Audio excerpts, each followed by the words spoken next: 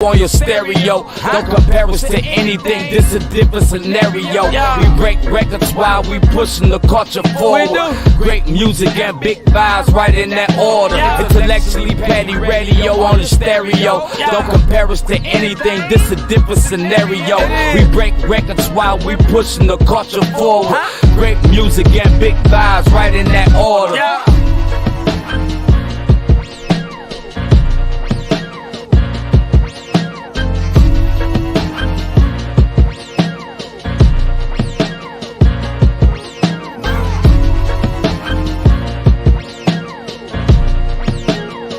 And you are tuned into another episode of Intellectually Petty Radio, brought to you by M3S3 Clothing. Men make moves and suckers stand still. And as always, on the mighty Nerve DJs Radio Network.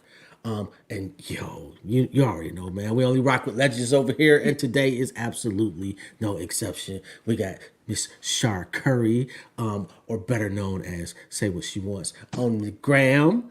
The number one female advocate for men. How you doing, Queen? I'm doing well. Thank you. I appreciate you. How's your day going? It's been okay. Okay. Yeah. Tomorrow will be better. I gotta work. Perspective. Yeah. Well, you know what? I got a job, so there's that. Okay. How are you doing? How's your family? I'm doing well, thank you, and the family is good. Thank you for asking. I appreciate it. So, the number one female advocate for men. Why? You know what? I feel like so many times that us as women, we fail to dig out our childhood trauma or stuff that we went through as an adolescent or stuff that we may have experienced through previous partners. And so we can have a good man right in front of our faces, but we won't be able to see the good man that he is due to the trauma and drama that we've already experienced. Okay. How does a good woman who is involved with ain't shit dude fix herself to get away from that? You know what? That's where she has to really dig inside herself and find out who she really is. Because this is the thing, when we know better, we do better. And when we come out of denial and we actually see it for what it's worth, then we can level up in our minds. I feel like it's a mindset change. Because this is the thing, and even speaking personally, what I've noticed is that the more I level up, the more work I do within myself, the more I'm more self-aware and mindful of myself, then I'm aware of everyone else as well in a heightened type of way. And so what I would have accepted 5 years ago, 2 years ago, 3 years, I won't accept now because I've leveled up in my mindset. At your let's say your proverbial worst, as far as you being the woman in the relationship, what were you like? I was a mess because I was operating out of trauma and drama. And I don't say that to make excuses because I feel like as an adult, there ladies, there are no excuses. But I was a mess. I was pointing the finger. I was blaming. I was sharp with my tongue. I was belittling. I was degrading. I was doing anything I could to hurt him because I always saw him as the problem. Okay, so how do you? I mean, like, what was it that led to you saying I am the problem? After I started to really go to therapy and started to journal, I'm writing a book right now. It's called Journaling to Freedom. And it's about how I started to journal out my thoughts. I went back to my childhood where stuff happened to me. I started to journal these things out and see where this hurt and this pain and resentment of the world. Because anybody could have got it. Jobs, listen, anybody could have got it. I was mad at the world, okay? And so the more I dug deep down inside of myself and the more I was mindful of myself and the more I came out of the denial that I wasn't the problem, that I wasn't part of the issue, that everybody else was. That is when I began to say, wow, I don't want to be like that no more. It's like I had an experience where I was out of myself and I could see myself acting out in these ways, and I wasn't proud of the way I was acting. It was horrible. It was ridiculous. And so the fact that I was able to see myself in a different way and want to change, that's how I ended up coming out of that mindset. I had to strip all those things that I had learned. I had to strip seeing my mother belittle men, seeing my sisters belittle men, seeing my grandmother talk in certain ways to me. I had to strip myself of those things so that way I could be the best me I could be for myself, but also for my person. How do you love a broken woman? It takes a lot of patience. It takes a lot of patience, and it takes you having already done some of your own work, because if not, she's going to pull you back down. She will pull you back down, I promise you. And this is the thing, it's not for everybody. It's not for everybody. Just like, even if it was vice versa, it's not for everybody. It takes a special person. It takes a very special person who has already done some of their own work to be able to see that person and say, you know what, man, like, I see how broken they are. I see, and also it takes some type of knowledge and wisdom as far as mental structure. Because if I hadn't been able to pull myself out, then I wouldn't be able to help the people that I help now. I wouldn't be able to. I had to go through the fire to pull other people out of the fire. I think that some people are attracted to fixing other people. Yes. Some people thrive off of that because they are so broken. And I don't like to use the word broken, because as humans, we go through things every day, right? And so we're constantly, those of us that are aware, we're constantly working on making sure that we're, keeping up our end of the deal as far as integrity and being a good person and having good character, right? But it's hard work. I promise you, it's hard work, but it's worth it. It's so worth it. Why is there such a lack of accountability on women's part nowadays? I feel like society has a lot to do with that. A lot of people nowadays, jobs, they don't want to take responsibility for themselves because society has made it to where women don't have to in a lot of ways. Like, you guys are always held to a certain standard. You guys are always held accountable for what the women say and what the women do, because as we know, your woman is an extension of you, right? And so what happens is when your woman acts out, they look into you like, hey, Yeah. that's your household. That's you right there. What you gonna do about it? So basically, she's the ruler, she's the leader, she's the controller of the kingdom. Yeah. Oh boy, you said a mouthful right there. What's the biggest pushback you get from men? You can't speak for us. You're a woman. You don't know what we want. You don't know what we like. You're just throwing something out there. But at the end of the day, jobs, like from a spiritual standpoint, God sent me. The universe, whatever you believe in, God, the universe, Allah, whatever you believe in. I was sent. I was chosen for this. That's how I can do it so effortlessly. People think like I'm thinking of all this stuff to post and I got brothers and this is not. No, God literally tells me, I pick up the phone, I record the video, and I post it. That's how it works. I don't sit back and think about anything. I do this because this is my purpose. But men do. They come on and they say, well, you can't speak for us. You're not a man. Okay, that's your opinion. But at the end of the day, lives are being changed every single day. Lives are being saved every single. I can't tell you how many hours I have spent on the phone with men and women, because I'm the #1 female advocate for men, but I'm a sister to women as well. I've spent countless hours on the phone with people who are going to take themselves out. People are getting help. You can see underneath my posts the stuff that people say. People's lives are being changed. I just don't post it all. Every single day, jobs. Every single day, lives are being changed. Marriages are being saved. Relationships are being saved. Children are being are staying with their parents because of what I do. Do soulmates exist?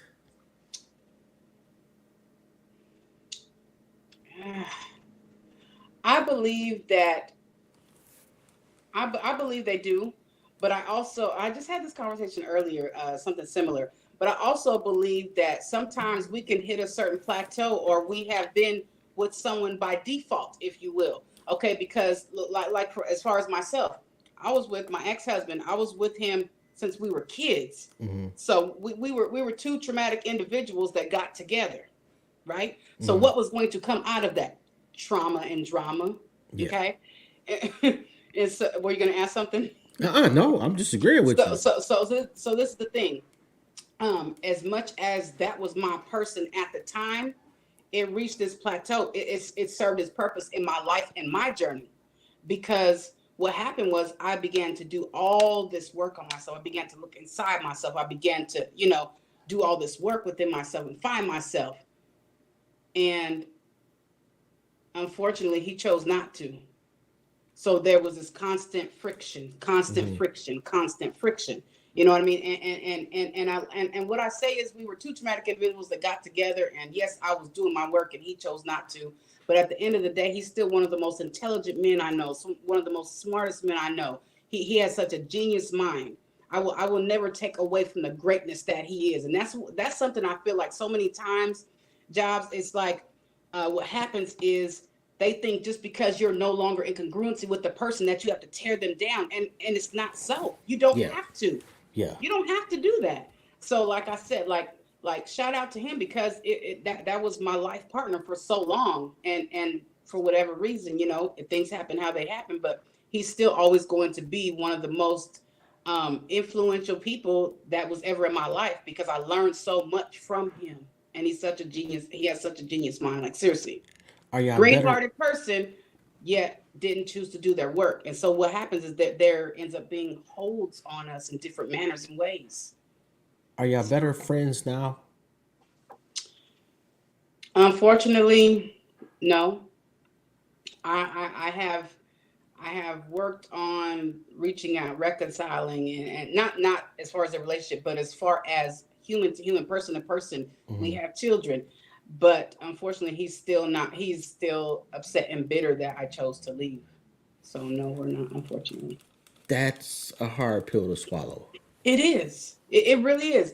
And this is the first time anybody's ever asked me that. And I appreciate you for asking me that, because like I say, I'm always going to speak very, very, very highly of him, but it still saddens me that he's still to this day choosing to not do the work. And it's been 5 years since we dispersed. It saddens me. Women take it way worse when he leaves. I feel like it depends on the person. I also feel like it depends on what emotional and psychological state they're in during that time. So I'm just gonna say that I feel like both sides go through it in different manners, depending on what mindset and what spiritual realm they may be in at that moment. But I feel like everybody takes things differently depending on where they're at emotionally, psychologically, and spiritually, if that makes sense to you. It does. I get you. Yeah. How important is a father in the success of his daughter's relationships? I feel like it's very important, because and even to and I hope that I feel like it's going to help somebody. It's very imperative. It's very important.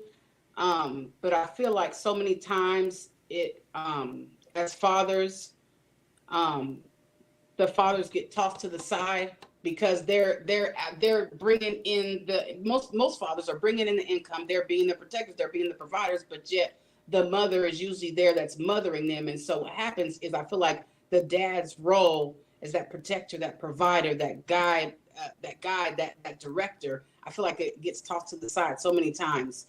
And even speaking for myself, my father was killed by San Jose Police Department when I was 7. So I never got to experience that. And so I always longed for that. I always wanted that, but I was never able to get that. So I feel like things would have been a lot different, even in my own personal experiences with men, if I was able to actually have my father there. Are there certain traits that women without fathers share? In my opinion, I'm going to say yes, because I'm going to say they deal with a lot of rejection. They deal with a lot of resentment. They deal with a lot of anxiety. They deal with a lot of fight or flight mode. It's either they fight you or either they flee. A lot of times they deal with depression. And depending on, because sometimes we do have stepfathers and grandfathers and big brothers that step up to the plate. But as far as having that father, I feel like that's always, if she's missing that, then that's always going to be something that's detrimental to her, especially when she hasn't found out who she really is yet. See, I was hurt. I was hurt. So I was operating out of that hurt and that anger and that bitterness, that resentment, that rejection from not having my father. But once I was able to put things into perspective, then I was grateful. I was grateful because even though I had to learn it the hard way, per se, Mm-hmm. it's ingrained in me now to be that woman, to be the best that I can be, even though my dad is passed on. I feel empowered now instead of operating out of that bitterness and that anger and that hurt. I'm curious, what type of woman did your mom end up becoming as a result of him being murdered? So my mother was like, ever since I can remember, my mother was on drugs. Wow. So, and this is the thing, I held resentment against my mom for a long time, and I had so much anger and bitterness pent up against her, but she didn't have that either. So at one point, I had to go and forgive my mother, and I had to ask her for forgiveness in what and in the ways I had displayed anger and resentment towards her, and the ways I had acted towards her and treated her. And that was also one of the things that released me, like spiritually and mentally, because I no longer held on to that. So I was able to be a better person, a better woman, and actually start to teach myself how to be feminine, how to be soft, how to be forgiving. So That's like something that I hear a lot of complaints about, and that I too have complained about, is the masculinity of women yes, yes, has gotten it's yes. almost unbearable. Yes, and can I just speak to this? And I used to be one of those that was labeled that, right? Because Hmm. from a young age, I had to fend for myself, so I was in survival mode. I was in survival mode, so therefore I was soft on the inside, but on the outside, I had harder out shell. I had a Yeah, hard outer shell, and it was like I felt like I had to have that in order to protect myself. It was my own protective mechanism. So once I saw it for what it was, then I was able to shift things and change things. And yes, I'm super outspoken now. I always have been outspoken, but I no longer carry that real hard. Like I come forth with love. yeah. I come forth with patience. I come forth with care. So, but this is something I feel like I had to learn it the hard way. But that's how I'm able to teach it now, is because I've walked through the fire. I've been refined. I am the blood diamond. I am the rare form. I am the unicorn. Biggest change that women that come to you want to make. They want to they want to be better for their person, and I tell them, sis, you have to want to be better for you first. The more you're better for you first, the more it's going to spread like wildfire. You're going to be able to have the patience and the love that you're supposed to have for other people. But it starts in here first. They want to change for their person. They say, you know what? I had a good man and I'm working on things, or I had a good man and I ran him away, or sis, I'm ready to be married and I need some help because I want to make sure that I'm able to hold on to him when I get him. Heard a woman, not I don't know, maybe a month ago, telling a coworker that she had not done anything wrong in her relationship in 2 years. Yep, of course. I'm not surprised But when you hear that, what do you think about that woman? that she's operating out of hurt, that she's operating out of anger, that she's operating out of denial, that she's operating out of a skewed lens of hurt and trauma and drama. And she has not been able to be truthful with herself because it's too painful to look at herself. A lot of women, I'm telling you right now, a lot of women don't like to face what they've been through because it's too painful. And baby, listen, it hurts. I spent almost a year refining myself. I was curled up in a ball some nights, some days. Some days I didn't sleep. Some days I slept too much. Some days I would sit up there and just cry and weep. Some days I was so hurt that I couldn't cry. But on the other side of it, Blood Diamond. So, relationship wise, Yes. since you came out on the other side, Yes. what's prevented you from finding Mr. Right? You know what? Um, I don't feel like anything is preventing me.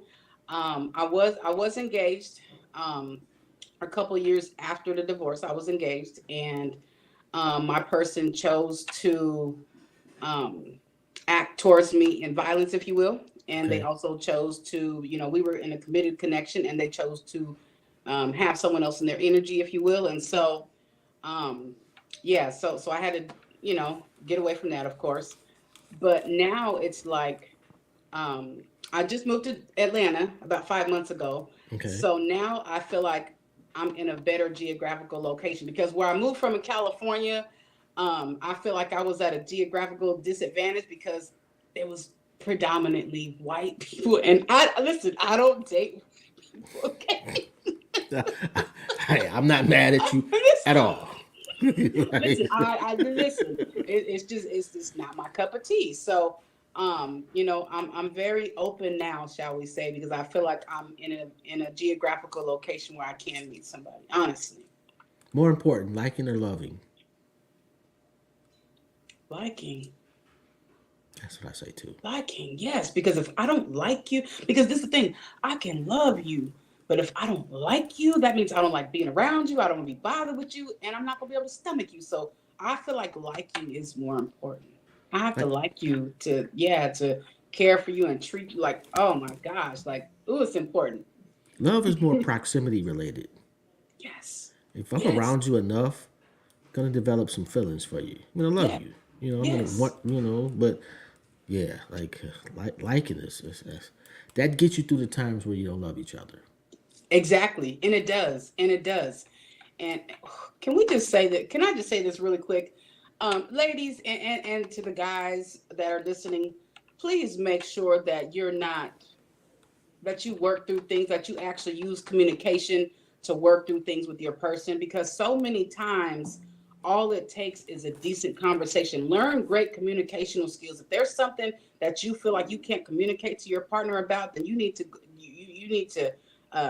fix that. There's something when a breakdown in communication, there's a breakdown in your connection, but you have to be able to talk things through and to be coupled with that. Don't stay mad at your person for days. Like, don't do that. Like, seriously, what you're doing is you're drawing a wedge in between you and your person. You don't want to do that, and it shows your person. If you're the one that's being silent or giving them the silent treatment, it shows your person that they can't really trust you. Because why aren't you opening up to me?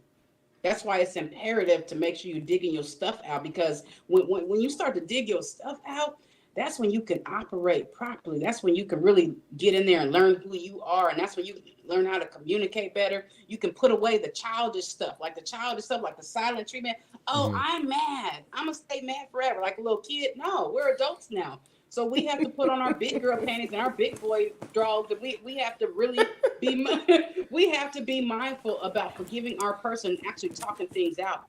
Don't do that, because you don't know when it's your last minute, your last second on earth, and you don't want to be that person that's with somebody and something happens to them, and then you regret not having the conversation or treating them properly. Outside of the extremes, physical or shit like that. At what point do you tell a couple it's time for y'all to call it quits? I never do that. I never do that. You know why? Because it's not my place, and it's not my place to say that. That is for those two people to figure that out, or for the one party to say like, oh, okay, well, I can no longer deal with this, and so I'm going to this first other connection. But I don't feel like that's ever my place. I do say that if there's something physical going on, or something to that nature, then Hmm. absolutely, like you need to, and what I say is you need to do what you need to do to keep yourself safe. But I don't feel like it's ever my job to tell anybody like, oh no, you need to. That's not my place. Best piece of advice that you've given. Make sure that you always look in the mirror. You look at yourself first. It's so easy to blame somebody else or point the finger at somebody else for the things that we experience in life, but always look in the mirror and examine yourself first. Change starts with you. Thank you so much. You are so dope. Although I already knew that. Um, but and I'm not sure if there's anything I can do for you. But if on the off chance there is, please let me know, and I absolutely got you. Thank you. Thank you for stopping by. Thank you. It's been a pleasure and an honor. And I owe you another interview. We got to do it soon. Okay, okay. All right. Well, I appreciate you. Okay. All right. Have a good Have a night. good one. Bye, y'all. Yo, you already know this has been Jobs. This has been another episode of Intellectually Petty Radio. Yeah, that was interesting. Definitely love to hear from the sister's point of view. And if you check out her page on Instagram, say what she wants, you will see that she goes hard for the brothers. She really does. And I can't believe brothers is mad at her. Anyway, on that note, y'all have a good one. I'll see y'all back at the same time next week. Don't forget to like, subscribe, and share the channel. And I'm out.